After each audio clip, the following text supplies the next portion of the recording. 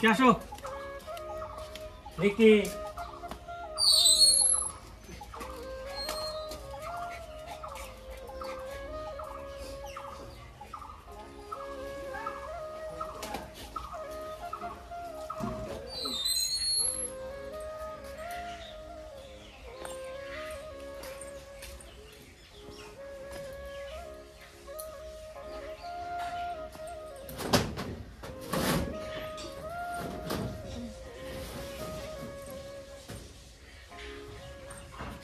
শুভ সকালের অনেক শুভেচ্ছা ভালোবাসা জানিয়ে আজকে আরো একটি ব্লগ শুরু করলাম। আজকে হচ্ছে শুক্রবার আর সকালে উঠে দেখি কি সুন্দর সোনালি রোদ উঠেছে, দারুণ লাগছে।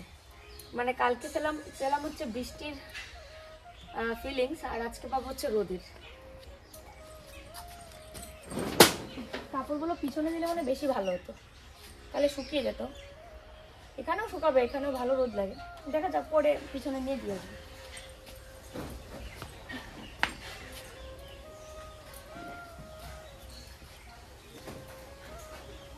সকালে উঠে এত সুন্দর রোদটা দেখার পর মানে মনে হয় সমস্ত কাজবাজ বাদ দিয়ে রেখে রোদে বসে একটু আড্ডা মারি, কিন্তু সেটা বললেও আবার মনেও মানে না, কারণ সংসারের কাজগুলোও তো করতে হবে। আর এই যে শীতের দিন গিয়ে এখন হচ্ছে বসন্ত পড়েছে, তো সেই ক্ষেত্রে দেখবে চারিদিকে শুধু ফুল আর ফুল, আর এত সুন্দর পাখির কিচিরমিচির আওয়াজ। মানে সকালে কিন্তু পাখির কিচিরমিচির আওয়াজেই ঘুম ভাঙে, যেটা আমাদের বাড়িতে হয়, কারণ আমাদের আশেপাশে প্রচুর গাছপালা আর পাখির সমারোহ।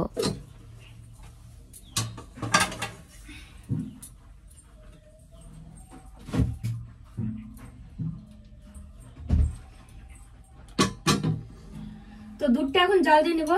ভেবেছিলাম সকালবেলা ওকে বলছিলাম যে সকালবেলা চলো চাউমিন কিছু একটা বানিয়ে খাই, তো ও বলছে না দুধ মুড়ি খাবো, তো সেই কারণে দুধটাকে জাল দিয়ে নেবো এখন।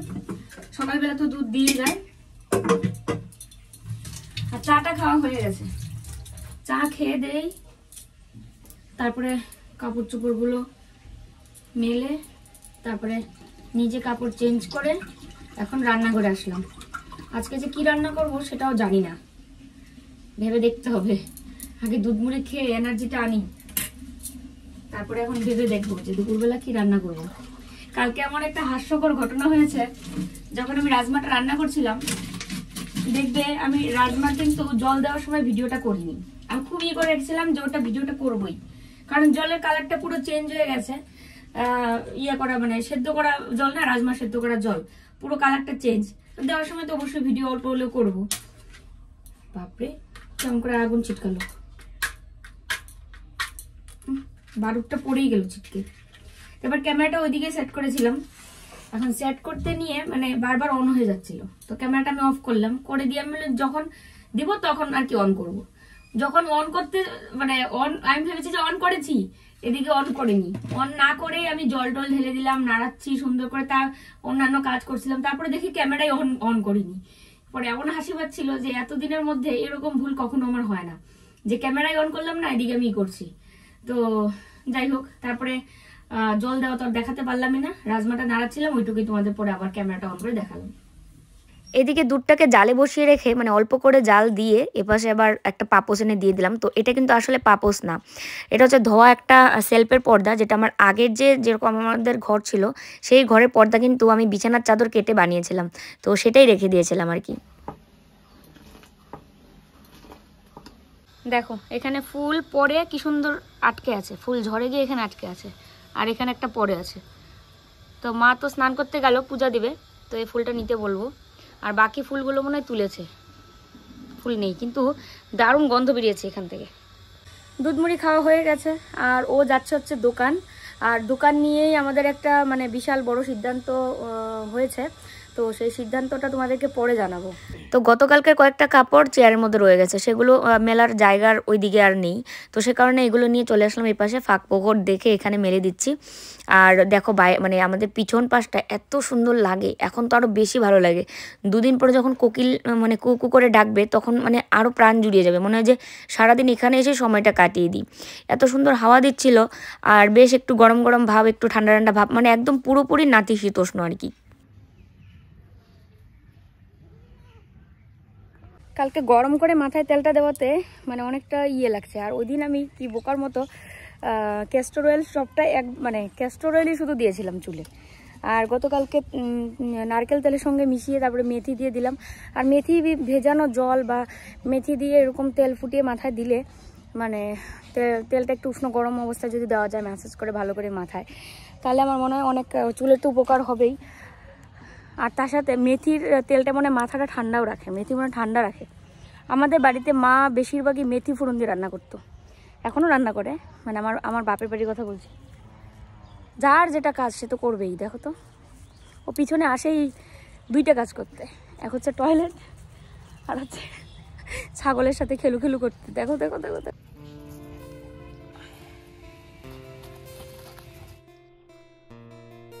দেখো তো দেখো তো কেমন ঝগড়ি। ছাগলটা নিরীহ, ও খাচ্ছে আর ও যে কেমন খেলা শুরু করছে। আরে ছাগলটা খেলার মুডে নাই, আয়, ওর খাওয়ার মুড এখন বর্তমান। চল মিকি, যা বড় ছাগলের দুষ্টা খায় আয়। সারা মাঠ জুড়ে দেখো কেমন লাফালাফি দৌড়াদৌড়ি। ই বাবা, মিকি পাগলা হয়ে গেছে। দেখো তো কি অবস্থা। শিয়াল শিয়াল, এটাকে কে বলবে? এটা মিকি, এটা শিয়াল।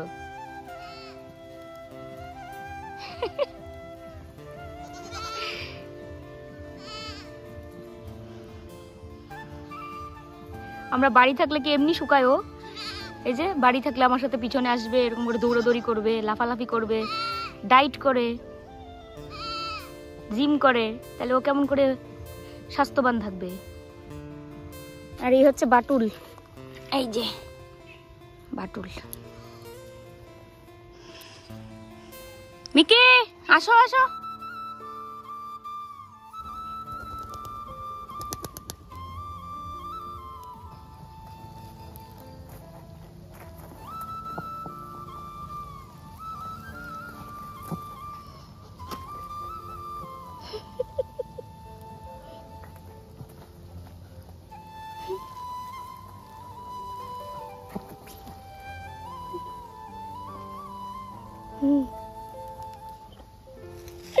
ওরে মিকি রে, আয় আয়।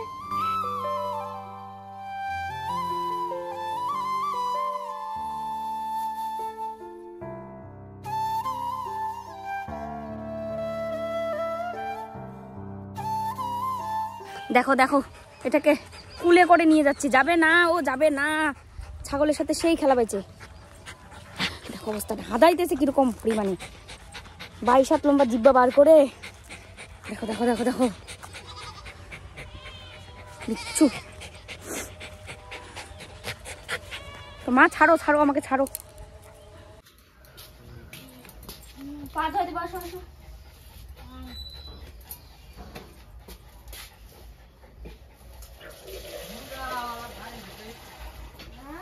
আসো পা ধুয়ে দিবো, আসো আসো আসো, পা ধুয়ে দিবো, আসো আসো আসো, এখানে আসো, আসো এখানে আসো, এখানে আমি কি এখানে আসো, এখানে দাঁড়াও। গুড।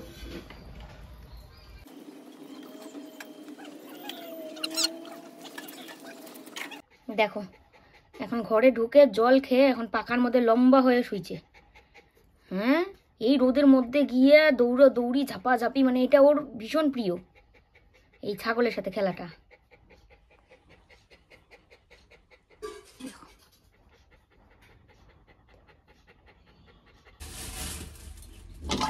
আলু আর ডিম একসাথে সেদ্ধতে বসিয়ে দিচ্ছি।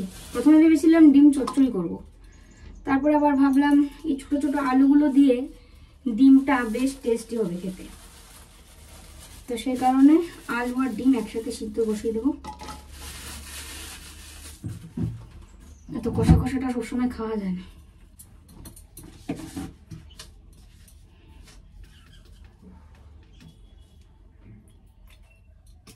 এই যে দেখো আলু আর ডিম একসাথে সেদ্ধ দিয়ে দেবো।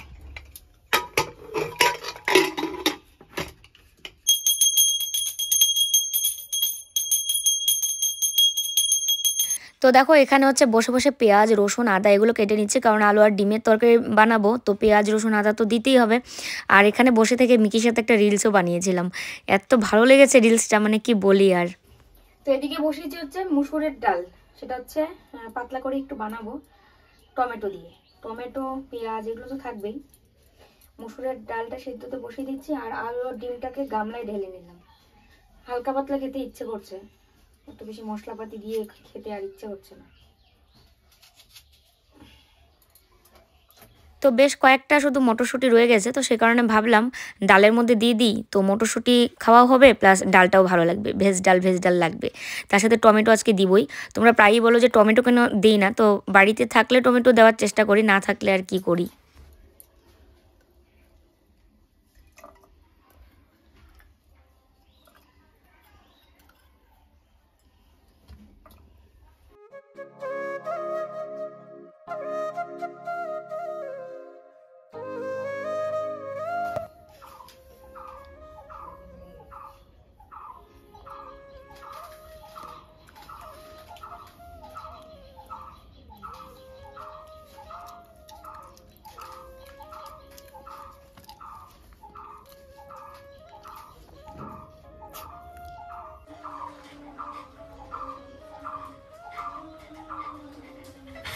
হ্যালো, আমি বাইরে আসছেন একটু সবাই থাক তাহলে। হ্যাঁ, কে আসছে আনন্দ সবাই থাকো তাহলে। আমি আসছি। চাল আর কি ওয়ারেস আনছো? মোবাইলটা পড়বে কানের থেকে। ইলেকট্রো, এটা কেমন কোম্পানি? ভালো। ফ্রুট মিল্ক না ফ্রুট মিল্ক। আমি আসছি। মিকি ওয়ারেস আর কি আনছো? চাও মিষ্টি আসছে না, দেখবে এখন আসছে।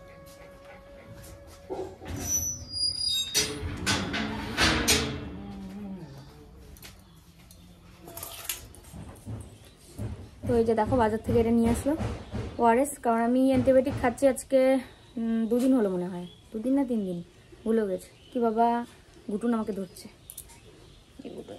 এই যে গুটুনটা, এটা তুমি খাবা, এটা তোমার জন্য না, এটা মানুষের জন্য শোনা, এটা বড় মানুষের জন্য, ছোটদের জন্য না। তো অ্যান্টিবায়োটিকের কোনো কাজ হচ্ছে কিনা সে বুঝতে পারছি না এখনো পর্যন্ত। তো সে কারণে ওকে বললাম যে ওআরএসে নিয়ে আসো, কারণ কালকে কমেন্টে একজন বলছিলে, একজন না কয়েকজন যেন কমেন্ট এসছে কয়েকটা এরকম যে ওআরএস খাও। তো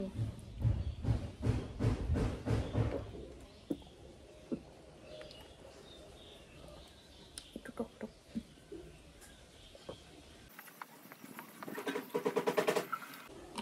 শেষ। ছোট ছোট এই আলু দিয়ে ডিমটা রান্না করতে পেরে আমার মানে আজকে ভীষণ একটু ভালো লাগছে, কারণ প্রত্যেক সময় ওই বড় বড় আলু দিয়ে ডিম রান্না বা ডিম শুধু মশলা দিয়ে রান্না করা, তো আজকেরটা একটু অন্যরকম হতে চলেছে, সে কারণে ভালো লাগছে রান্না করতে পেরে।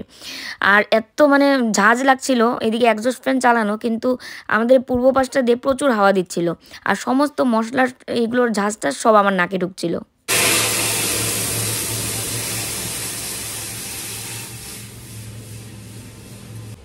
তো ডাল ফোড়ন দিয়ে নিলাম, ডালটা নামিয়ে যাবো সরাসরি স্নান করতে। শ্যাম্পু দিয়ে মাথায় স্নান করব, কালকে তেল দিয়েছে আজকে শ্যাম্পু দেবো। অনেক আগে স্নান করতে শরীরটা চাইছে, মানে স্নানটা করলে শরীরটা ভালো লাগবে। আর ওদিকে ও তো দোকানেই গেছে, মা এদিকে এই যে কাপড় চোপড় ভাঁজ করছে, আর ঘুটুনের অবস্থা দেখো, লম্বা হয়ে শুয়েছে পাকায়। তো যাই হোক, চলো রান্নাবাড়ির কাজ শেষ হলো। আর চিপস ভাজলে ভালো লাগতো, তো ওটা খাওয়ার সময় ভাজলে হবে, কারণ আগের থেকে ভেজে রাখলে ওই তো প্লাস্টিকের ভিতরে রাখতে হবে, ঝামেলা। তার চেয়ে বরং খাওয়ার আগে আগে ভাজবো, তাহলে হয়ে যাবে। তো এটাতে রয়েছে হচ্ছে মিকির চিকেন, এটা আর দেখালাম না তোমাদের, কারণ এটা এখনো গরম, খোলাই যাবে না। আর এই হচ্ছে মসুরের ডাল, সবজিগুলো যে সব মানে ভেনিশ হয়ে গেছে, নাহলে নিচে জমে আছে সব। মটরশুঁটি, তারপর টমেটো তো গলেই গেছে। এখানে হচ্ছে আলু দিয়ে ডিমের তরকারি। তো এই যে দেখো ফাইনাল লুক, উপরে একটা সরের মতো পড়ে আছে পুরো। আর এখানে হচ্ছে এই যে কালকের অল্প একটু রাজমা রয়ে গেছে, এটা মা খাবে আর কি, কারণ মার জন্য তো আমি আলাদা করে আর রাখিনি, ডিমের ঝোল আর কি রাখবো, রাজমাটা খাবে সে কারণে। আমরা এমন একটা জায়গায় থাকি, মানে কোচবিহার, সে কোচবিহার, মানে শুধু কোচবিহারের কথা বলবো না, পুরো উত্তরবঙ্গ আমরা দারুণ একটা ওয়েদারে থাকি। সকালবেলা ফিলিংস পাবে বৃষ্টির, শীতের কুয়াশাচ্ছন্ন চারিদিক, তারপরে দুপুর নাই হতে সুন্দর রোদ, বিকেলবেলা একটু মানে নাতিশীতোষ্ণ, না গরম না ঠান্ডা, ওফ, আবার রাতের বেলা আবার হয় বৃষ্টি। ভাবতে পারো এরকম জায়গা আমাদের দারুণ। যারা যারা দার্জিলিংয়ের ফিল পেতে চাও তারা আমাদের কোচবিহারে ওয়েলকাম। তারা আমাদের কোচবিহারে চলে আসো, তারপরে দুদিন কোচবিহারে থেকে তারপরে একটু দার্জিলিংয়ে যাবে ঘুরতে। তো কি হয়েছে, আমাদের ওয়েদারটা একটা এরকম একটা ওয়েদার। তো এখন কি সুন্দর রোদ উঠেছে, কথা বলতে বলতে আবার রোদ চলেও গেল, তারপরেও বুঝতেই পারছো আমার মুখে এই যে রোদের আলোটা পড়ছে। তো এখন হচ্ছে খাবো সবাই মিলে। কাকুর খাওয়া হয়ে গেছে, কাকু খেয়ে দিয়ে বাড়ি চলে গেল, আর এখন আমরা তিনজনে একসঙ্গে বসে খেয়ে নেব। তো চলো খাওয়া দাওয়ার পর্ব শেষ করে নিই। আর স্নান করে শ্যাম্পু দিয়েছি, আজকে শ্যাম্পু দিয়ে স্নান করেছি। স্নান করে শ্যাম্পু দিয়েছি না কি বললাম, কি উল্টা পাল্টা বলে দিয়েছি মনে হচ্ছে। যাই হোক, শ্যাম্পু দিয়েছি আজকে, শ্যাম্পু দিয়ে স্নান করেছি। চুলটা এত স্মুথ হয়েছে, এতটা মানে সফট হয়েছে আর এতটা ঝরঝরে। এমনিতে আমার চুল সিল্কি, তার মধ্যে আরও বেশি হয়ে গেছে। কারণ হচ্ছে তেল দিয়েছি কালকে, মেথি তেল, এই প্রথমবার দিয়েছি মনে হয় মেথি তেলটা। আমি এর আগে বিয়ের আগে দিয়েছি কিনা আমি মনে করতে পারছি না। তো মেথি তেল দিয়েছি, তারপরে আবার ক্যাস্টর অয়েল, নারকেল তেল মিক্সড করে দিয়ে তারপর আবার শ্যাম্পু করেছি। সব মিলিয়ে চুলটা দারুণ। তো এবার যদি চুলটা তাড়াতাড়ি লম্বা হয় আর চুল পড়া যদি কমে তাহলে রক্ষা পাওয়া গেল। চলো খাওয়া দাওয়া শেষ করে নিই, পরে কথা বলছি আবার। তো দেখো তিনজনে মিলে একসঙ্গে বসে আমাদের দোকানের ভুজিয়া আর তার সাথে হচ্ছে গরম গরম দুধ চা দিয়ে সবাই মিলে সন্ধ্যার চা খেয়ে নিচ্ছি। একটু পরে আসছি কথা বলতে। তো ফ্রেন্ডস, এখন রাত্রি 11টার উপরে বাজে, আমাদের খাওয়া দাওয়া রাতের কমপ্লিট। আর গুটুন সোনার দিকে বসে আছে, ওই দূর খোঁজে সবসময়। তো কিছু কথা তোমাদের বলতেই লাগবে, বলার জন্য আসলাম। কারণ 2 দিন ধরে মনোমালিন্য চলছিল আর কি। এখন তো নেই, কালকে রাত থেকে নেই। তো যাই হোক, কথা হলো যে কোনো একটা ব্যাপার আমি অত ইজিলি সব কিছু ভাবি যে খাওয়ার ব্যাপারটা মানে আমি খাইতে ডাকি না, জন্য এত মন খারাপ করবে সেটা তো বুঝি নাই। আমি ভাবছি আমি খাবো না, আমি শুয়ে পড়ছি, খাবো না। চিল্লাইতেছে কেন খাবো না, ও তুমি জানো তো তুমি না খেলে আমরা খাইতে পাবো না, এই জন্য তুমি খাবা না। বাইরে যা বসে আছে, আমি ভাবছি ঠিক আছে, আমি না খেলে তো কথাটা সত্যি, আমি না খেলে ওরা খাবেও না। তো আমি ফটাফট খাই নেই, আমার খাওয়া হয়ে গেলে আমি পরে সাইড কেটে দেবো বা বিছনায় উঠে যাবো, তখন ওরা আরামসে খাবে। ওরা তো পরের খায় না, উল্টা রেস হয়ে গেছে। এখন তো আর কি কই, কিছু বলার নেই। তো এরকম ঝগড়া লাগলে এরকম টুকটাক হয়। আর যেটা কথা হলো, মানে এটা তো আমি বুঝি ফিলিংসটা, যে আশেপাশে তো ওর কেউ নেই, তো আমার মুখের দিকে তাকায় থাকে, অনেক কিছু হয়তো এক্সপেক্ট করে, সেটা হয়তো আমি বুঝতে পারি না। এই তারপর থেকে মানে অনেক কিছু চিন্তা মাথায় চলে আসে, এই একটা ব্যাপার। তো এখন বুঝতে লাগবে, একটু পাগল টাইপের বউ তো, আর কিছু বলার নেই, এটা পাগল। তো যাই হোক, যেটা হলো কথা, যে দোকান আমাদের মানে শুরুটা হয় যে কি কারণে শুরু হয়, মানে প্রপোজালটা এরকম মোড় ছিল যে আমরা দোকানটা স্টার্ট করি, মানে কলকাতায় ও থাকবে আর মা থাকবে, মানে মা আর ও থাকবে কলকাতায়, আমি বাড়িতে থাকবো, দোকান করবো, মাঝে মাঝে কলকাতা যাব। তো এই প্রপোজালটা দিছে, এই জন্য আমার আর কি একটু মানে রাগ আর কি, যে এরকম প্রপোজালটা দেয় কীভাবে। তো সেটা তোমাদের সঙ্গে শেয়ার করার পরে তোমরা প্রায় 99% লোক এটাও বলছে যে কলকাতায় একা থাকা উচিত হবে না মৌয়ের আর মার। কারণ মা কথা বলতে পারে না, কথা বলতে পারলেই কি রাত্রে কোনো বিপদ আপদ হবে বা কোনো একটা অসুস্থ হয়ে গেলো, মহিলা মানুষ পারবে না সব কিছু ম্যানেজ করতে। আর যতই অ্যাম্বুলেন্সের নাম্বার থাক, থাক, বা হট করে আমরা দৌড়ে যেতেও পারবো না। যে আমাদের যদি এমন হতো যে কোচবিহার বা শিলিগুড়ি 2-3 ঘন্টার রাস্তা হতো, তাহলে একটা ব্যাপারটা ঠিক ছিল যে 2-3 ঘন্টার রাস্তা যাওয়া যাবে। এখানেও 13-14-15 ঘন্টার রাস্তা ট্রেনে যেতে লাগলে 13-14-15 ঘন্টা লাগে, বাসেও তাই। তো আবার কুচবিহার থেকে এটা লাগে, নিউ কুচবিহার থেকে 13-14 ঘন্টা লাগে, তাহলে আমাদের বাড়ি থেকে আবার কুচবিহার 2 ঘন্টার রাস্তা। তো একদিনে যাওয়া পৌঁছে সম্ভবই না কলকাতা, কোনো একটা বিপদ আপদ হলে তখন সমস্যা। তো আমাদের এরকম করে থাকাই যাবে না, যেহেতু এত টাকা ইনভেস্ট করে খরচা করে আইভিএফ ট্রিটমেন্ট করব। তো সেই কারণে যা হবে একসঙ্গে থাকবো সবাই মিলে, এবং ট্রিটমেন্ট হবে সবাই মিলে একসঙ্গে থেকে। কারোর জন্য মানে এটা হলো মানে এই কারণে ডিসিশন, যে কারোর জন্য কোনো পিস্তান না থাকে, কোনো রকম কোনো টেনশন না থাকে, যে বাড়িতে মা থাকবে, যে বাড়িতে মা থাকলেও আমরা দুজন যা থাকলাম সেটাও হবে না, ওটা মাকে নিয়ে টেনশন, মার হাই প্রেশার, এই বাড়ির বান কী হলো, এগুলো টেনশন হবে। আর মনে করো আমি থাকলাম, ওরা দুজন ওখানে থাকলে ওরা আমাকে নিয়ে টেনশন করবে, আমি ওকে নিয়ে ওদের নিয়ে টেনশন করবো, এটাও হবে না। সেই জন্য যা হবে সবাই মিলে একসঙ্গে এটা যখন আমরা ট্রিটমেন্ট স্টার্ট করবো কোনো রকম যেন কোনো মানসিক টেনশন না আসে সেই ব্যাপারটা ধ্যান রাখার জন্য সবাই একসঙ্গে মিলে থাকতে লাগবে। তো এখন হলো দোকানটা তাহলে কী করবো, দোকানটা কি ছেড়ে দেবো? তো এটা তোমাদের সঙ্গে প্রশ্ন আসছিল, অনেকে বলছে ছেড়ে দাও, অনেকে বলছে ছাড়ার দরকার নেই। তা আমরা লাস্ট সবাই মিলে একটা ডিসিশন নেওয়া হলো, বাড়ির সবাই এবং শ্বশুরবাড়িতেও জানালাম। তো সবাই মিলে যেটা ডিসিশন হলো যে একটা চিন্তা করলাম যে আমরা যদি 1 বছর আমাদের কলকাতা থাকা লাগে সব মিলিয়ে, সে আমি হিসাব করে ভালো করে হিসাব করে দেখলাম, ক্যালকুলেশন করে যে 1 বছরই থাকতে লাগবে। আর খুব বেশি হলে 15 মাস বা 1 মানে বছর। পজিটিভটা যদি আমরা ভাবি, আর নেগেটিভ তো হইতেই পারে, হইতে পারে, কোনো অনেক কিছু। গ্যারান্টি নেই যে আমি ফার্স্টেই আমি সাকসেস হব, কিন্তু পজিটিভটা চিন্তা করেই তো এগোতে হবে, এটা আর কি বড় কথা। পজিটিভ চিন্তা করে থাকলে গেলে মনে করো সব মিলে 1 বছর থাকা লাগলো। আর যদি নেগেটিভও চিন্তা করি, কিন্তু একটা যদি কোনো একটা নেগেটিভ সমস্যা চিন্তা করতে গেলে আমার খারাপ লাগে। খারাপ লাগে, যদি কোনো একটা ইয়েও হয় তারপরে কিন্তু পরে আবার রেস্ট দিয়ে কিছুদিন রেস্ট দিয়ে তারপর আবার মানে আরো 3 মাস নাকি রেস্ট দেয়, যাই হোক পরে এসে আমি আবার দোকান করতে পারবো। তো আমি হিসাব করলাম যে আমাদের ভাড়া 20,000 টাকা যাবে এক্সট্রা। কারেন্ট বিল আছে, আর কারেন্ট বিল 18,000 টাকা এমনি হয়, 1500 টাকা করে আবার কারেন্ট বিল রয়েছে এখানে। তো সব কিছু হিসাব করলে 20,000 টাকার মতো খরচা আছে সব কিছু মিলে আর কি। তো 20,000 টাকা যদি আমি ভাড়া দিয়ে আমি দোকানটা রাখি, তো আমি দোকানটা রাখতে পারবো। ওটা এক্সট্রা ধরে রেখেই ব্যবসাটা শুরু করতে লাগবে। তবুও আমি ভাবতেছি যে ঠিক আছে 20,000 টাকা এক্সট্রা লাগুক, তবুও আমরা দোকানটা স্টার্ট করি।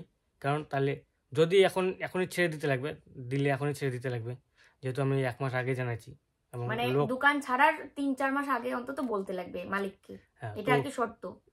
তো আর 3-4 মাস তো ভাড়া দিতেই হবে, এবার তুমি দোকান করো আর কি না করো। তো এখন যদি ছেড়ে দেই তাহলে এই যে আরও যে 3-4 মাস লেট আছে, মানে বাড়িতেই একদম বসে থাকতে লাগবে। এখন আমি কি করব? আমি তো বাড়িতে বসে থাকতে একদম ভালো লাগবে না, যেটা বাস্তব কথা। সবসময় বাড়িতে থাকা মন মানসিকতা ভালো থাকবে না।